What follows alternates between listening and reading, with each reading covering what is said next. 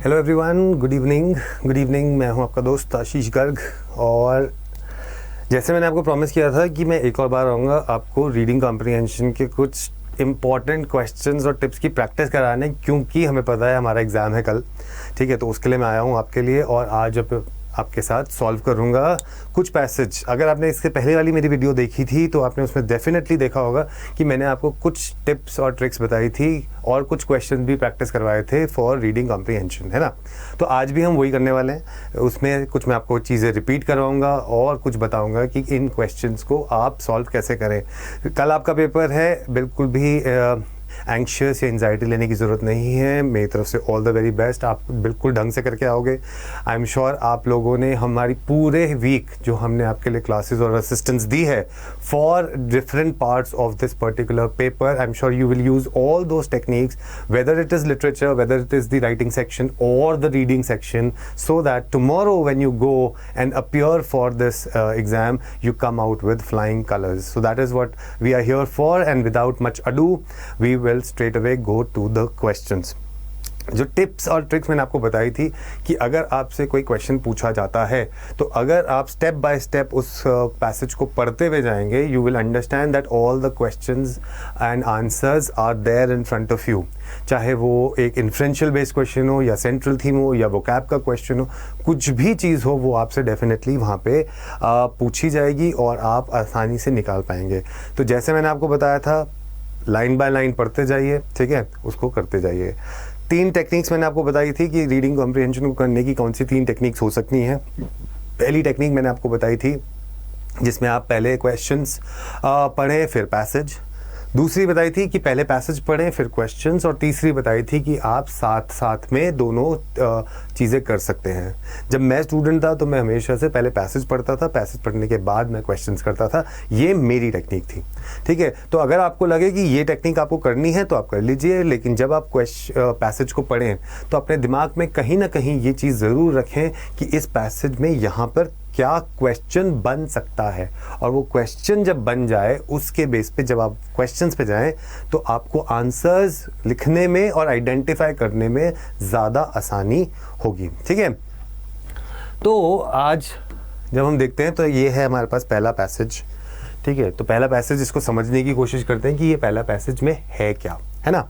तो इसमें लिखा है, call it a blessing or a curse of Mother Nature, we have to breathe in over 10,000 liters of air in a day, more than 4 million liters in a year. So basically हम यहाँ पर क्या कोशिश कर रहे हैं बताने की आपको कि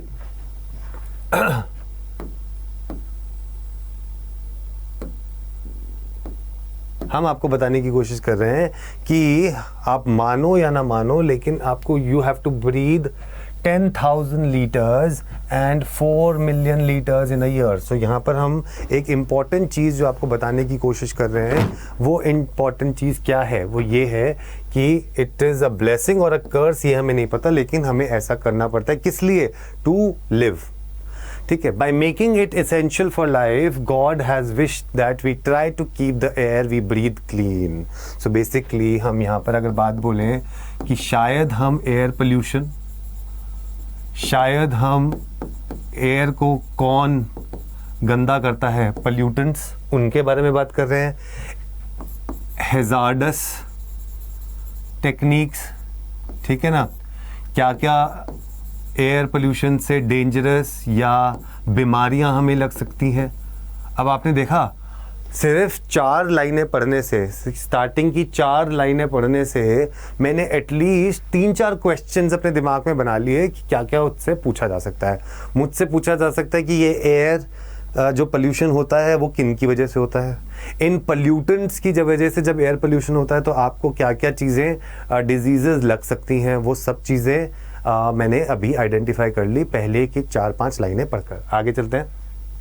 Everyone can see the food that is not clean and perhaps refrain from eating it. But भाई जब हमें पता चल जाता है कि ये खाना गंदा है तो हम खाते हैं नहीं, लेकिन हवा के साथ क्या होता है, one cannot stop breathing even if one can feel the air is polluted. अब हमें पता है कि भैया बाहर पोल्यूशन है, एयर क्वालिटी इंडेक्स अच्छा नहीं है, लेकिन फिर भी हम सांस लेना बंद तो नहीं कर सकते ना, लेकिन खाना हम छोड़ सकते हैं. This is what the comparison that they are telling it to you in these lines. Several harmful and noxious substances can contaminate the air we breathe generally. So words like noxious, contaminate, ठीक है, harmful, ये सारे आपस में synonyms हैं. ठीक है.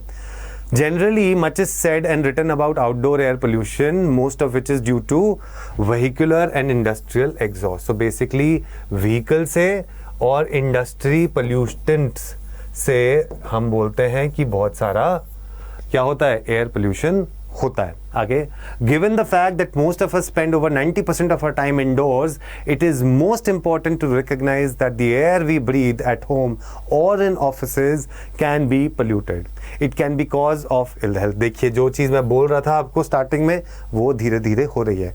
Air pollutants that are generally present in very low concentration can assume significance in close, ill ventilated places. So basically ये बता रहे हैं कि pollutions की वजह से कहाँ पर close indoors में भी ये चीज पहुंच सकती है आप तक. आगे चलते हैं. द इंडोर एयर पोल्यूशन के बारे में बात कर रहे हैं. The indoor air pollution can lead to allergic reaction and cause irritation to the skin, eyes and nose. But as is logical to assume, the brunt of insult by pollutants is borne by the lungs. सबसे ज़्यादा किसको फ़र्क पड़ता है? lungs को फ़र्क पड़ता है, क्योंकि lungs आप किससे करते हैं? At times if you are not smoking, so passive smoking also happens, and because passive smoking happens, उसकी वजह से बहुत सारी प्रॉब्लम आपके लिए हो जाती है ना. आगे, it can lead to the development of fresh breathing problems, especially in those who have allergic tendencies, or it can worsen the existing respiratory illness like asthma and bronchitis.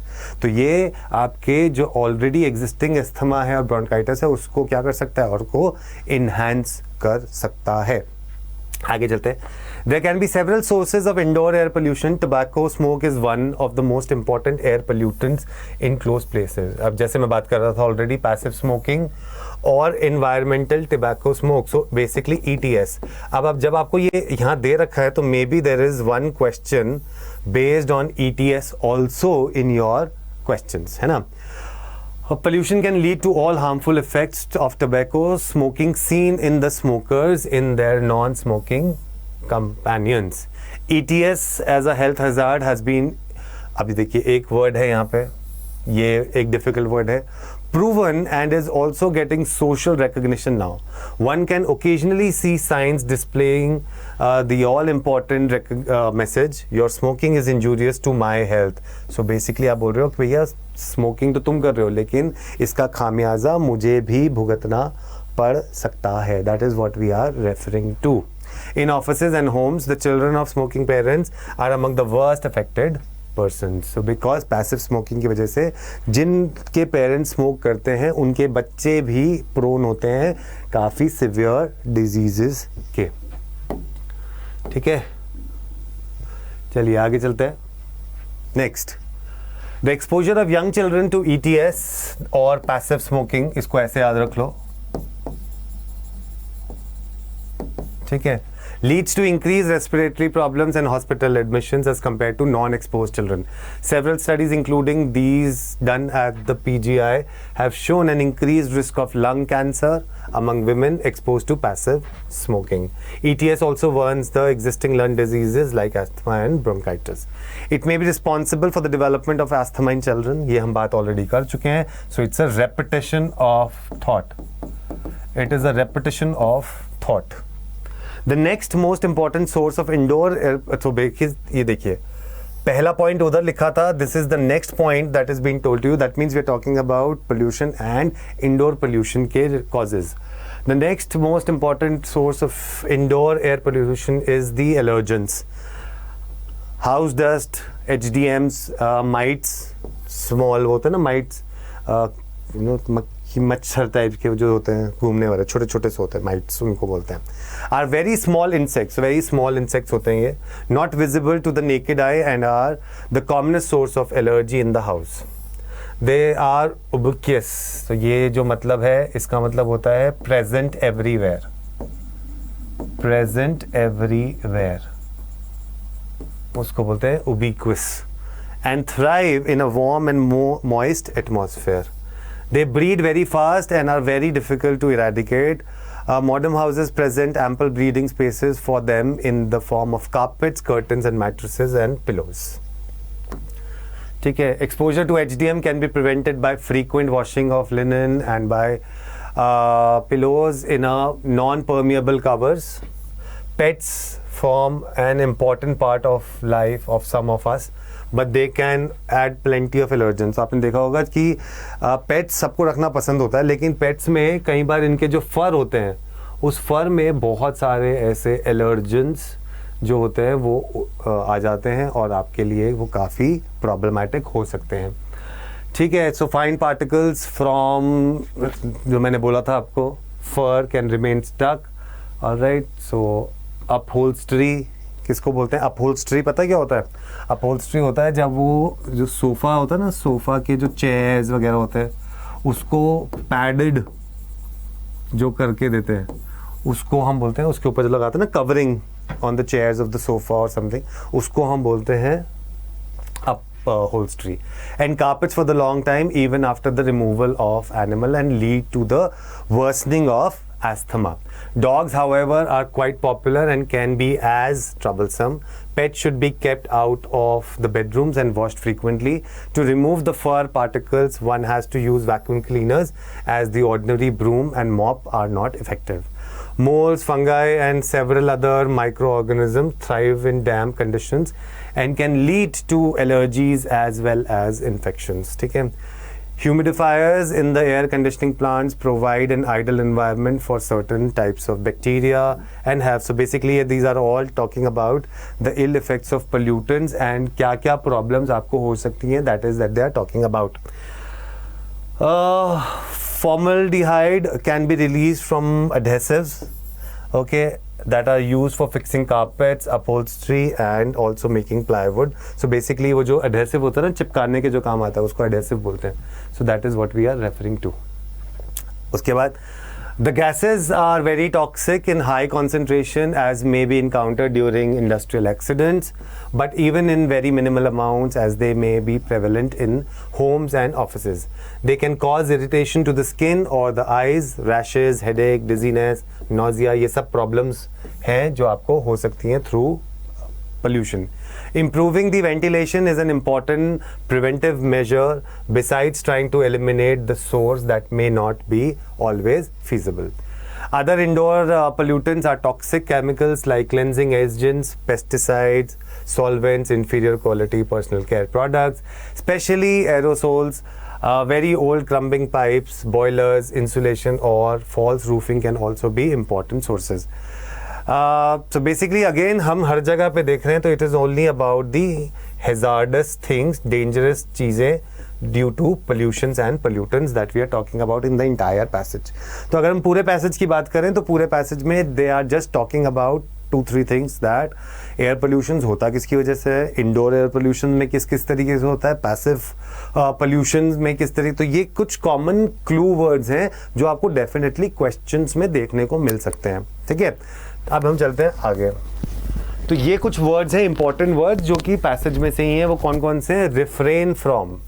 So refrain from का मतलब होता है to keep away. So I refrain from commenting.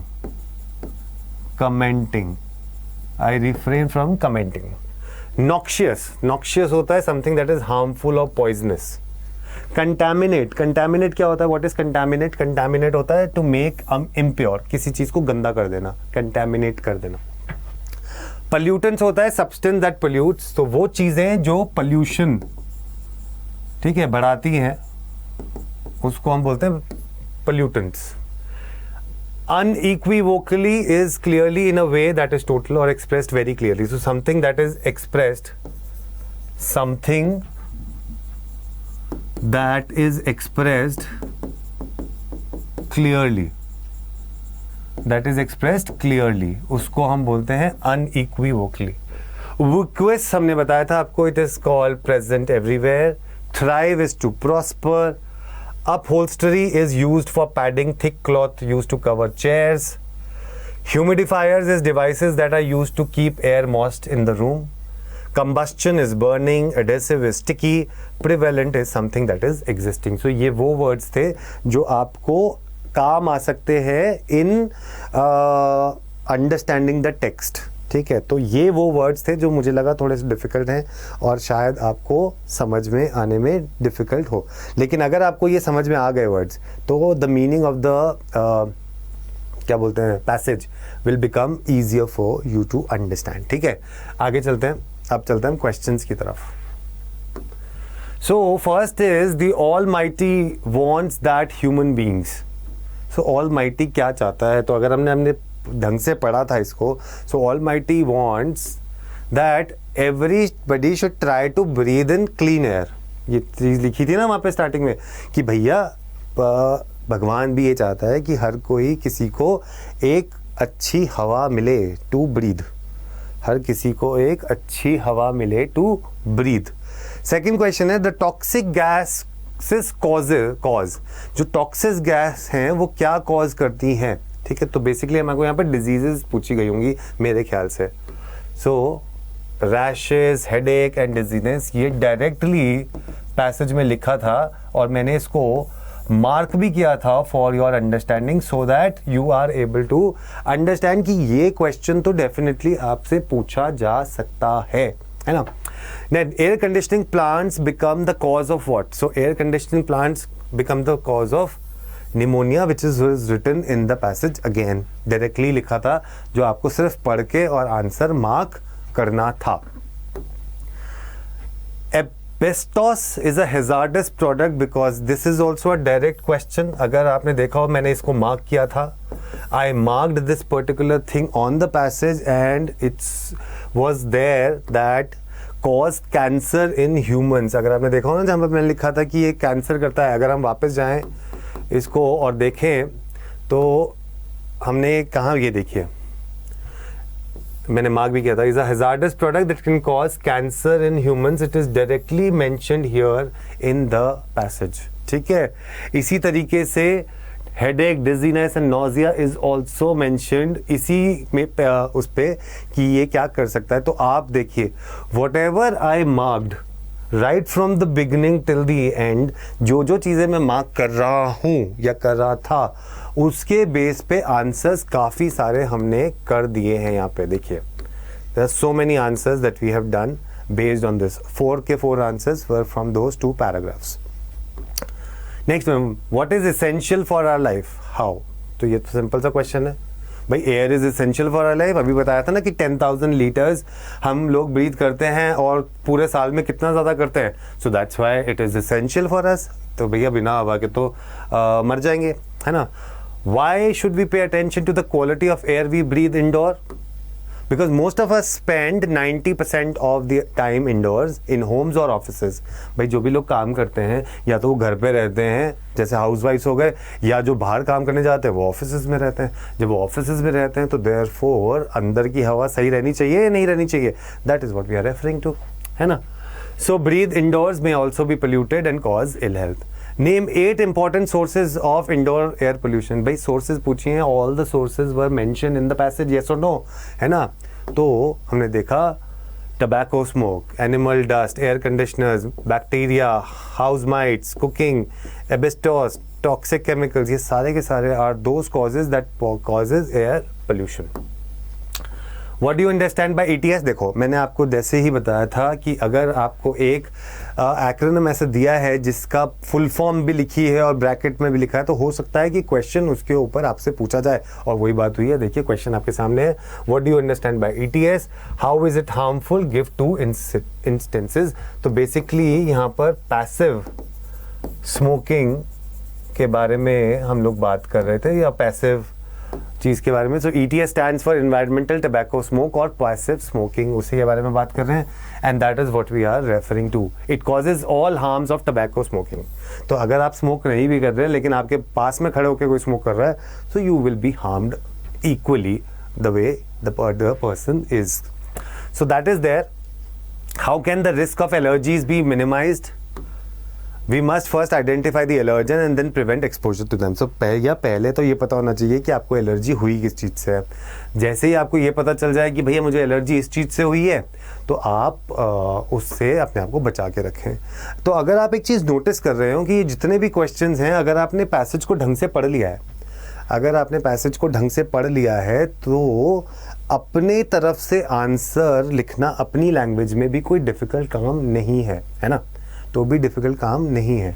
इसीलिए मैंने last session में भी आप लोगों को ये बोला था कि कोशिश करें कि as it is answer copy ना कर दें पैसेज से, अपनी तरफ से लिखें, लेकिन मीनिंग नहीं बदलना चाहिए। अपनी तरफ से आप आंसर लिख सकते हो, लेकिन meaning of it should not change, and if that is the case, then your answer will be taken as correct, आराम से, ठीक है? So that is what you are suppose to do. How can the toxic gas pollute the indoor environment? ठीक है, the indoor environment becomes polluted when biomass fuels and coal are burnt. They release carbon monoxide and nitrogen dioxide which are detrimental to us. Again a question which is there. इस question को शायद थोड़ा सा problem हो सकता है कुछ लोगों के लिए, क्योंकि थोड़ा सा टेक्निकल है और काफ़ी उस चीज़ को याद करने में आपको टाइम लग सकता है। बट अगेन अगर आपने पैसेज को पढ़ा है और जाके आप दोबारा से पैसेज को रेफर करेंगे, you will get the answer of this particular question, ठीक है? चलिए आगे चलते हैं।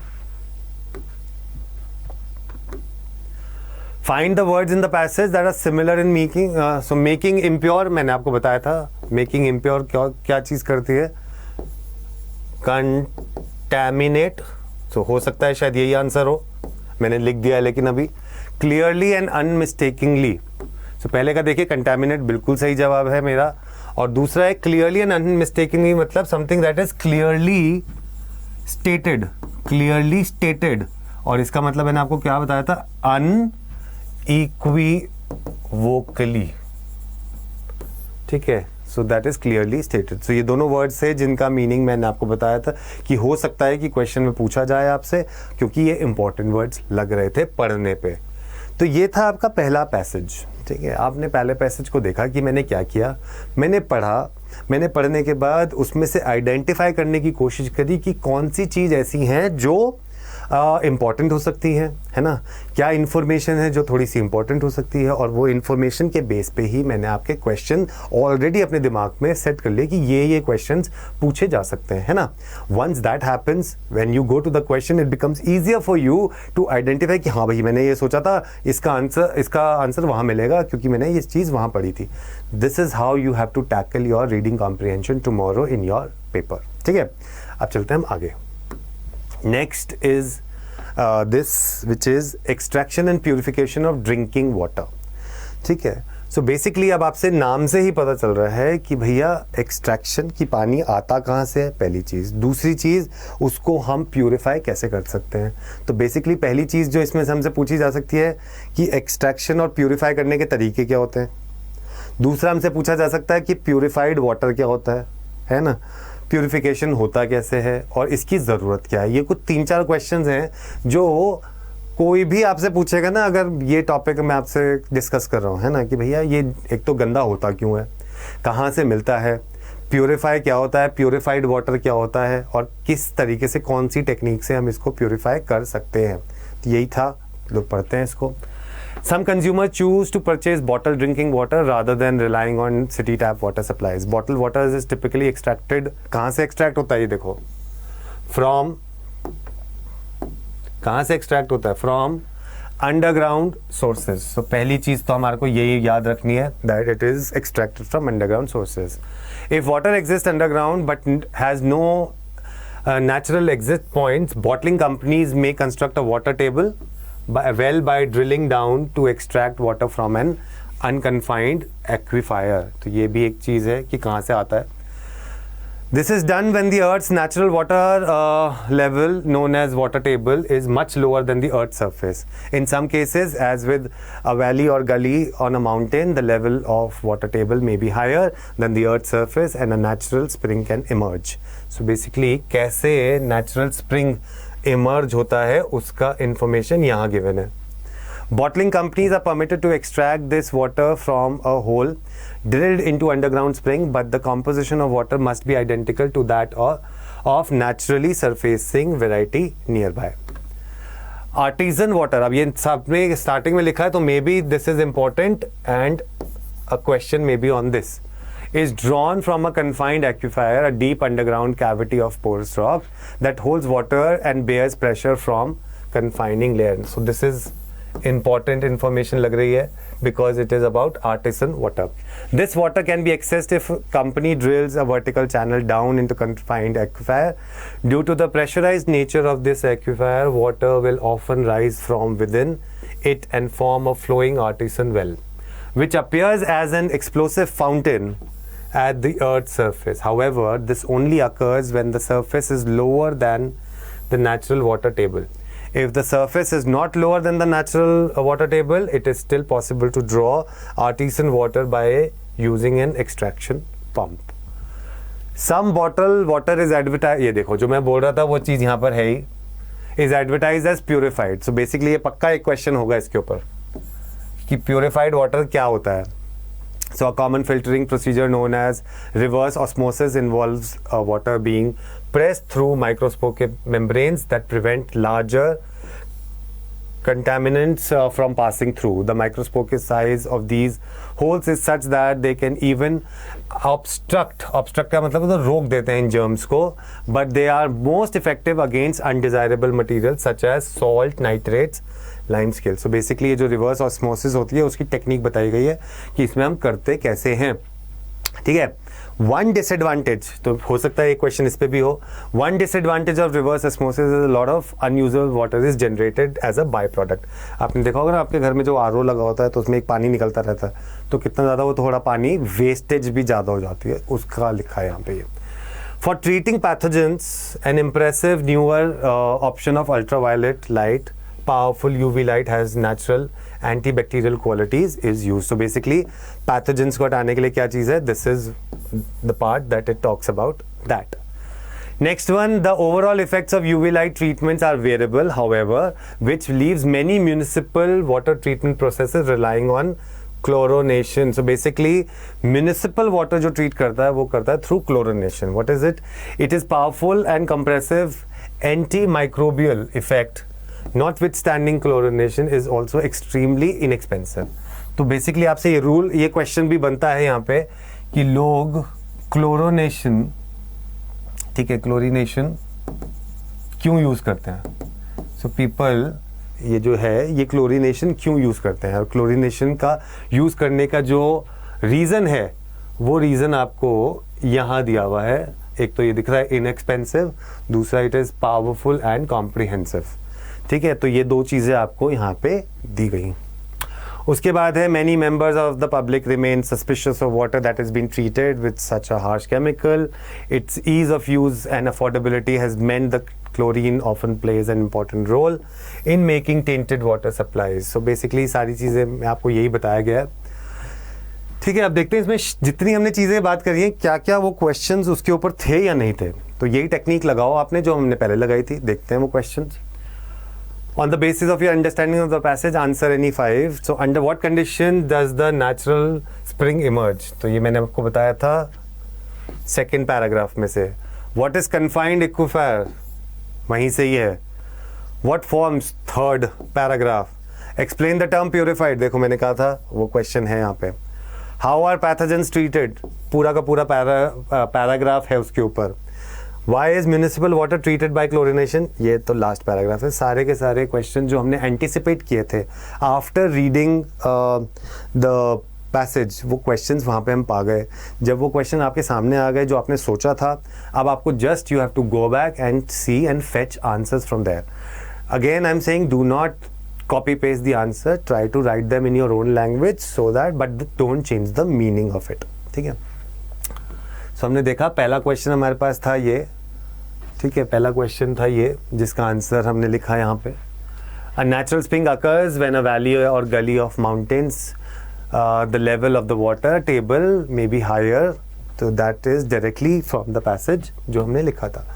Next is what is a confined aquifer, it is a deep underground cavity of porous rocks. पूरी डेफिनेशन जो ये चीज़ थी इज़ फ्रॉम द पैराग्राफ, ठीक है। अब इसमें अगर आप अपने वर्ड्स में नहीं भी लिख रहे हो तो भी चलेगा, क्योंकि एक डेफिनेशन है।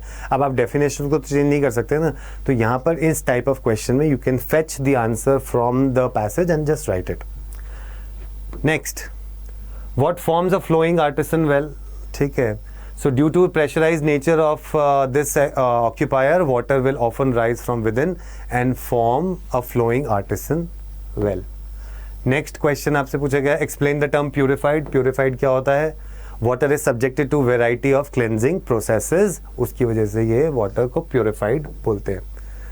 How are pathogens treated? So pathogens are treated through, अगर मेरे को याद है सही से, तो something through ultra violet something UV rays से होता था, ये रहा यूवी लाइट से, ठीक है ना। सो यूवी लाइट उससे होता था, that is mentioned there. And then you have the last question, why is municipal water treated by chlorination? Because it is powerful and comprehensive microbial effect and it is inexpensive also.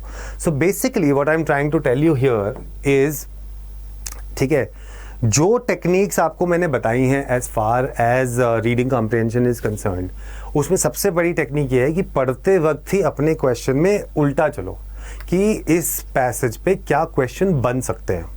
जब आप इस technique पे का use करोगे कि क्या question बन सकते हैं, तो आपके आंसर्स मिलने की संभावना ज़्यादा बढ़ जाती है। और जब ऐसा होता है तो आपके सारे के सारे आंसर्स सही होंगे, ये मैं आपको गारंटी से बोल सकता हूँ ये बात, ठीक है।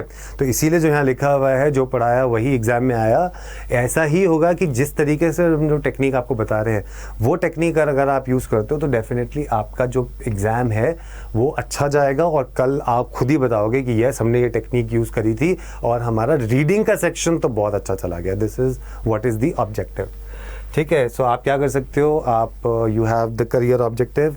अगर आपको कोई प्रॉब्लम है या कन्फ्यूजन है कि आगे जाके हम क्या करें, so there is a career counselling that is provided to you. उसका लिंक आपको डिस्क्रिप्शन में मिल जाएगा, जाके वो फॉर्म भरिए and we will give you a counselling so that you can decide what career to choose after your board examinations, ठीक है। सो लाइक करिए, ठीक है, शेयर करिए इस वीडियो को, ठीक है, कमेंट करके बताइए कि कैसा लगा मुझे, और डेफिनेटली कल ज़रूर बताना कि रीडिंग सेक्शन आपका कैसा गया, ठीक है। आप इस ऐप को डाउनलोड करिए। ये ऐप को डाउनलोड करने के लिए आपको ये सब चीज़ें मिलती हैं, free doubt solving feature, free notes, previous year question, sample paper, subject wise daily quizzes, ये सब चीज़ें आपको मिलती है। प्लस आपको हम प्रिपेयर कराते हैं जितने भी एंट्रेंस एग्जामिनेशन होते हैं, चाहे वो क्लैट हो, एलेट हो, आईपी मैट हो या कोई भी एग्ज़ाम हो, जो हम आपको प्रिपरेशन यहाँ पर करवाते हैं, ठीक है। सो आप ये कर सकते हैं। और अगर आप कोई भी कोर्स जो हम आपको पढ़ा रहे हैं यहाँ पे CUET अड्डा 247 पे जो भी पढ़ा रहे हैं वो जाके आप ले सकते हैं, और आप कोड यूज़ कर सकते हैं Y468 फॉर मैक्सिमम डिस्काउंट्स, ठीक है। तो अब मुझे दीजिए इजाज़त, ज़्यादा टाइम नहीं लूँगा आप लोगों का क्योंकि आपका है एग्ज़ाम कल, ठीक है। तो जाइए, पढ़िए, ऑल द वेरी बेस्ट, अच्छे से करके आना, take care, bye bye, see you.